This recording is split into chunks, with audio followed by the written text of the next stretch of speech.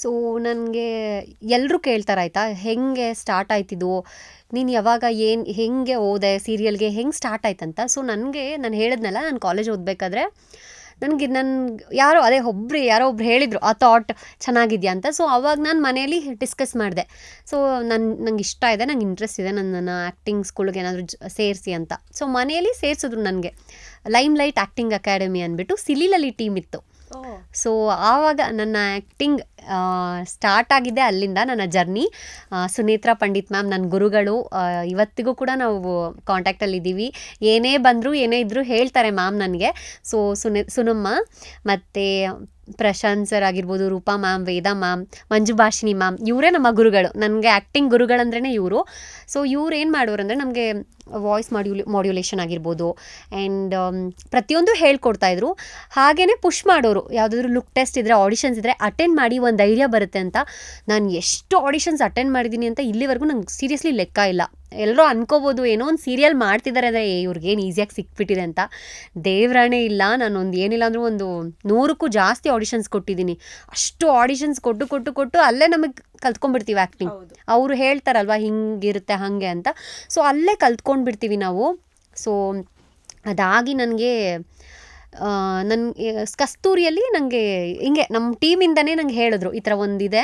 Heroine ತಂಗಿ ಶೋಭಿತಾ ಶಿವಣ್ಣ ಅವರು, ಇವಾಗ ಅವರಿಲ್ಲ, ಅವರ ತಂಗಿ ಕ್ಯಾರೆಕ್ಟರ್ ನಾನು ಫಸ್ಟ್ ಮಾಡಿದ್ದು ಸೀರಿಯಲಲ್ಲಿ.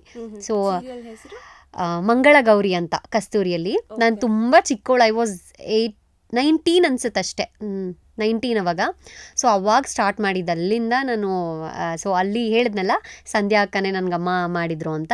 ಸೊ ಅಲ್ಲಿಂದ ನನ್ನ ಆ್ಯಕ್ಟಿಂಗ್ ಕರಿಯರ್ ಸ್ಟಾರ್ಟ್ ಆಯಿತು. ಸೊ ಅದಾಗಿದ ತಕ್ಷಣ ಯಾವ್ದು ಮಾಡಿದೆ ನಾನು, ಉದಯದಲ್ಲಿ ಯಾವುದಂದರೆ ಸಪ್ತಮಾತೃಕ ಅಂತ ಒಂದು ಸೀರಿಯಲ್ ಬಂತು. ಅದರಲ್ಲೂ ಕೂಡ ಹೀರೋ ತಂಗಿಯಾಗಿ ಮಾಡಿದೆ. ಅದಾದಮೇಲೆ ನನಗೆ ನೆಕ್ಸ್ಟು ಅದಾಗಿ ಸ್ವಲ್ಪ ವರ್ಷ ನನ್ನ ಸೆಕೆಂಡ್ ಬೇಬಿ ಏನಾಯಿತು. ನಂಗೆ ಅವಾಗ ತುಂಬ ಚೆನ್ನಾಗಿತ್ತು, ಒಳ್ಳೊಳ್ಳೆ ಆಪರ್ಚುನಿಟೀಸ್ ಬರ್ತಿತ್ತು, ರೋಲ್ಸ್ ಸಿಗ್ತಾಯಿತ್ತು.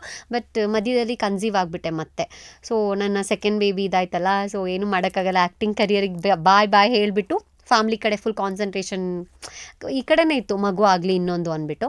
ಸೊ ಅದಾಗಿದ ತಕ್ಷಣ ಸ್ವಲ್ಪ ಬ್ರೇಕ್ ತೊಗೊಂಡೆ.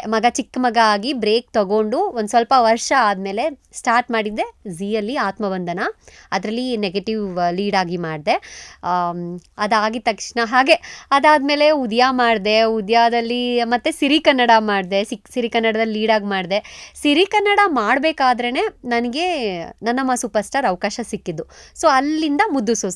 ಸೊ ನನಗೆ ಇವತ್ತಿಗೆ ಹೆಸರು ಬಂದಿದೆ ಅಂದರೆ ನನ್ನಮ್ಮ ಸೂಪರ್ ಸ್ಟಾರ್ ಮುದ್ದು ಸೊಸೆ. ಮೇನ್ ಇದರಿಂದನೇ ನನ್ನ ಜರ್ನಿಯಲ್ಲಿ ಇಷ್ಟು ಸೀರಿಯಲ್ಸ್ ಇದೆ, ಇಷ್ಟು ಪ್ರೊಡಕ್ಷನ್ ಹೌಸಸ್ ಇದೆ ಆ್ಯಂಡ್ ಖಂಡಿತ ಇಷ್ಟೊಂದಿದೆ. ಆ್ಯಂಡ್ ಇವಾಗ ನಾನು ಹೇಳಬೇಕಂದ್ರೆ ಮುದ್ದು ಸೊಸೆ ಪ್ರೊಡಕ್ಷನ್ ಹೌಸ್ ಬಗ್ಗೆ, ನಮ್ಮ ಪ್ರೊಡ್ಯೂಸರ್ಸ್ ಬಗ್ಗೆ ಗೊತ್ತಿಲ್ಲ, ಯಾವತ್ತಿಗೂ ಅಷ್ಟೇ ಅಯ್ಯೋ ಅನಿಸಿಲ್ಲ. ಅವರು ತುಂಬ ಖುಷಿ ಇದೆ ಅವರ ಪ್ರೊಡಕ್ಷನಲ್ಲಿ ವರ್ಕ್ ಮಾಡೋದಕ್ಕೆ. ನನಗೆ ಏನಂದರೆ ಯಾವಾಗಲೂ ಅಷ್ಟೇ ಕಲರ್ಸ್ ಕನ್ನಡ ಮೇಲೆ ಮತ್ತು ನಮ್ಮ ಪ್ರೊಡಕ್ಷನ್ ಹೌಸ್ ಮೇಲೆ ನನಗೆ ಯಾವಾಗಲೂ ಗ್ರ್ಯಾಟಿಟ್ಯೂಡ್ ಇರುತ್ತೆ.